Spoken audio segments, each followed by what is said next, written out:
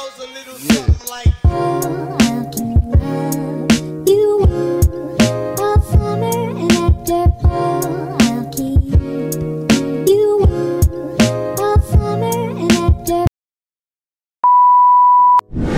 Hey everyone, it's me, your author writer Rhea, and for today's video is we're going to unbox my 5/5 Shopee Boodle sale ng Psycho. So, yan. Brief muna tayo. So, itong isang parcel ko is not akin. It's for my friend Kate na pina-address niya lang dito sa akin. So, yan. So, yung kanya is nakuha niya ng saktong 5/5 flash sale talaga ng Psycho. Nakuha niya to ng 5 pesos each na libro. So, yun nakakatawa kasi dito, guys. Yun yung dahilan kung bakit ako nag-open ng Shopee app. Tapos, ayun, hindi ako nakahabol. Nakalain niyo, yun yung araw-araw na pinupunta ko ng Shopee para mag-save ng shipping fee at saka ng vouchers. So, hindi ako nakakuha. Ang galing. So, yan, pagpalabag sa sarili kong loob, bumili ako nito. Nang napakamura pa din naman, pero not as mura nito nakuha niya. So, yun.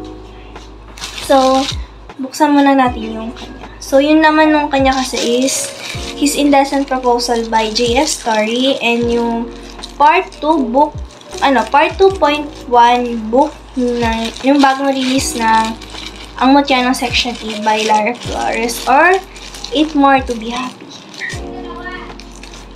Yan. So, buksan na natin ito. Naiinis na naman ako. Naiinis na naman ako. Kaya naman tayo. Ito kasi yun eh. Ito yung book na gusto kong habulin. Ano to? Ito yung may aloof husband yung ginawa nilang cover. Maganda rin to. Although, hindi ko pa siya nababasa.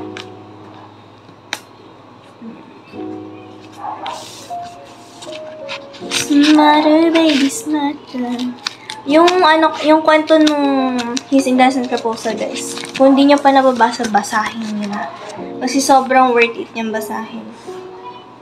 Nabasa ko na kasi yun. So, try niyo din. Baka magustuhan niya. Yan. Nalungkot na naman ako. Ito yung gusto kong bilhin eh. Kaya may kasamang bookmark. Tapos, inis na naman ako. Sino ba naman kasi ako, di ba? Kainis. Ayan naman. So, lagayin natin. Ito kasi yung kay Lander eh. Si Santol. Yung mga nakakalam dyan, comment yung nga kung ano naiisip nyo pag sasabi natin His Indecent Proposal. So, ayan. So, ito, yung KJF, yung bago niyang published book. Ayan. Gwapo yun. Gusto ko to eh. Gusto ko to. Pero di ko nakuha. So, ayan. Dito akin. Same dito sa Mutya ng Section E. Book 2, Part 1. So, ayan. So, dito sa mga gusto ko para makompleto yung libro ko ng AMNC. Sayang, di ako nakahabol. So, yun. Ito yung dalawang nakuha niya for 5 pesos. Akala niyo yung makakabili ka ng 5 pesos na libro dahil nasa flash sale? Di agad-agad ako nakapunta ng TikToker shop na nakakainis. Sobrang nakakainis. Sobrang naiinis ako. Up until now, sobrang naiinis pa rin ako. Naiinis pa rin ako. So, yun. Ginagaya ko na yung kaibigan ko, hindi ko na itatapon to. Tinatabi ko. Nagawa ko ng sarili kong libro, de joke lang. Itong akin naman is yung Alexandra Revenge ni Miss Kind Girl. Yeah, friends kami. We're in a good term. Uy! Na-joke lang. Totoo, friends kami. Kaya support ako sa mga story niya. Bukod lang doon sa Tears of Heaven na hindi ko nabili. Pero I think meron pa din naman sa Talking Stick pages. Pero, Hindi ko alam kung bakit hindi ako maka-order. Comment yung kung paano. Because I really don't know how as of now. So, yun. May cover din siya ng papel kasi hindi ako nagpa-add ng bubble wrap. Sayang lang. Ano yun? Kung kaya naman nilang ingatan kasi yung libro, di ba? And if ever man, hindi naman nila kasalanan. Kasalanan ng rider yun.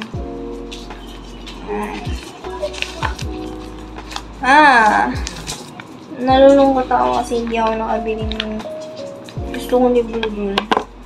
Pero at the same time, natutuwa ako kasi nandito sila sa akin. Pero hindi naman siya sa akin. Diba, ang saklap. Di mo alam kung sasaya kung hindi.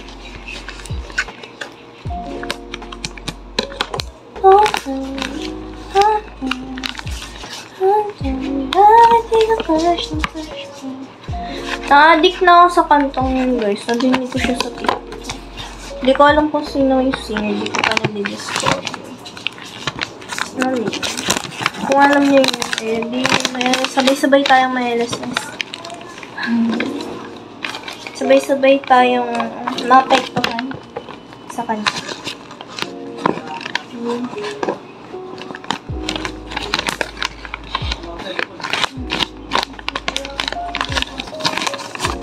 Ayan. Ay! Wait! Is this serious? What the heck? Uy, Anipus Academy page, part 1 pala. So, hindi ko kailangan yun. Uy, ito yung cute to. Cute na Ang ganda.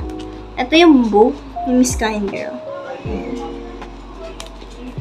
So, as of now, dalawa na yung book ko sa kanya. Wait, pakita ko sa inyo, guys. So, ito. Ito yung unang libro ko sa kanya na nabili ko kay Ate Eliza. Yung dati binilan ko din na Desiring Her. At saka yung tatlong CC book yung binili ko sa kanya. Tapos sa kanya din ako nakabili kasabayan nito. At saka yung sulat ni House of Soul. Ata yun. So, yan. And, yun yung first book ko sa kanya. Then, ito yung bio. So, ito is may conclusion siya na isang photocard at isang postcard. Ayan. May signature yan. Ayan. Quote. Ito mismong book lang yung wala. So, let's see kung meron to. Sana meron. Diba? So, makikita natin yan dito. Hindi pala kaya ng ito. Ayan. I'm trying to use this one.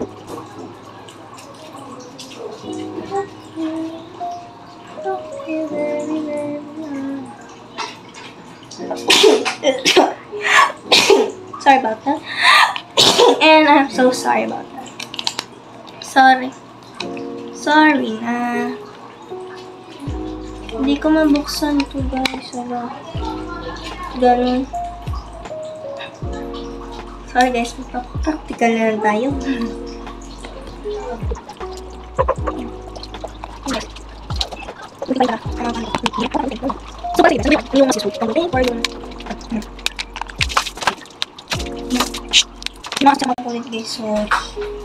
Sorry na. Ayan. Sobrang nipis lang din pala talaga ng book niya. Yun yung bearing niya. So, nahawakan ko niya yung pinaka-libro. Ayan. Yung papel niya, simple din naman. So, ito yung ito yung photo card. Wala siyang sign. Ayan. So, ito naman yung parang exclusive na bookmark niya. Ayan.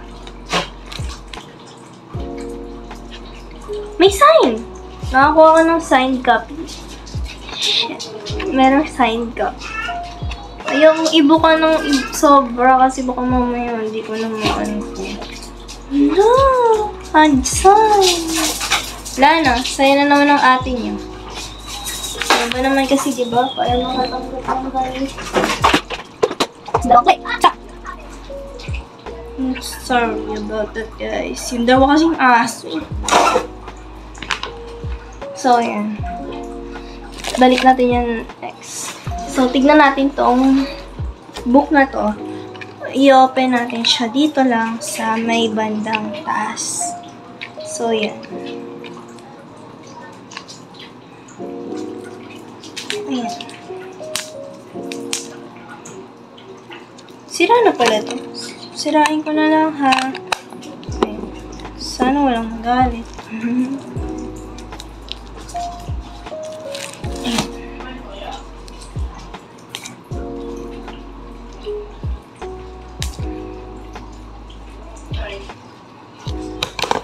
Hindi talaga carry. Kailangan pa din ng guide ng isang professional na cutter. Nakakainis kasi itong cutter na to. May ano siya kasi sa dulo. So, ayoko talaga nalalagyan ng ink niya.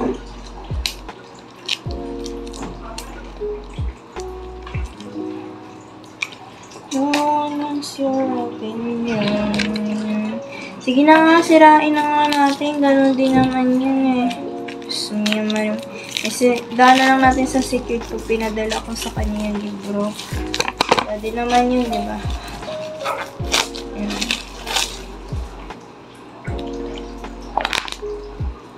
So, yun. Itong book na to is wala siyang sign. Wala rin siyang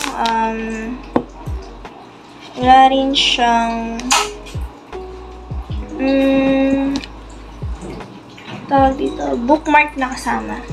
Yan. So, yan. Lagay natin yung dito. Ito naman ang isunod natin. Yan. Ito talaga yung gusto kong makita. Kasi, hindi ko alam kung anong tama sa akin ni Lander. Kung ba't gusto ko siya. Ganun. Pero, yeah. Lang nagtatanong joke. Excited akong malaman kung anong laman niya. Hello, excited na ako. Ito kasi talaga guys yung gustong-gusto kong bilhin. Kasi gustong-gusto ko na talaga nagko-collect. Simula nang nabasa ko yung Black Omega Society. Yung story niya. Yung kanila Kyo, kay Cloud, kay Santi, yung kay Vince, kay ay nako, hindi ko na kayang isa-isahin mga asawa ko. So, nakaramdam ako ng konting disappointment. Kasi, akala ko, meron siyang inclusion kasama katulad nito. Wala pala. So, yun. Hindi din naman kasi ako nagtanong-tanong, di ba? So, meron tong 254 page na pwede mong basahin. So, yung indecent proposal. Minus na natin yung about si author. Ayan. Sana all. Sana all. Diba? Itong namang makapal na book na to is 542 pages.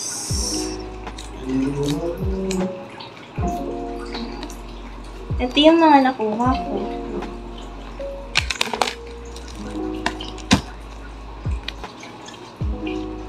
Yung tatlong bulol sa akin ng Shopee. Ng Psycom, I mean. Ayan, yung tatlong yan. Ha? Binudol mo na naman ako, Psycom, ha? Binudol mo na naman ako. Budol ka, ha? Wala na. Wala na naman ang money. Salaan talaga ito na Psycom. Hindi joke lang. So, yan. Yung pinagkaiba naman nito is, itong indecent proposal is naka-red. I don't know what's the meaning of this. Comment nyo nga, guys. So, yun na lang yung question of the day, of the week natin. Ano ang meaning nitong red na to sa bago ng Psycho? So, mga first 5 na makakasagot nito sa comment section is malilista natin sa may mga prize of the week. Bye! Yun lang. So, yun lang. At makakahula kung ilan na yung libro ko na may ganito, na may pula, na logo ng Psycho. Yun. Yun na lang. So, yun lang guys. Please don't forget to like, share, subscribe, and click the notification bell and comment down below. And don't forget to follow me on my social media account, HeyMe16 and HeyMeWP and Pretty Miss Dreamer on Wattpad. So, see ya for my next video. Bye!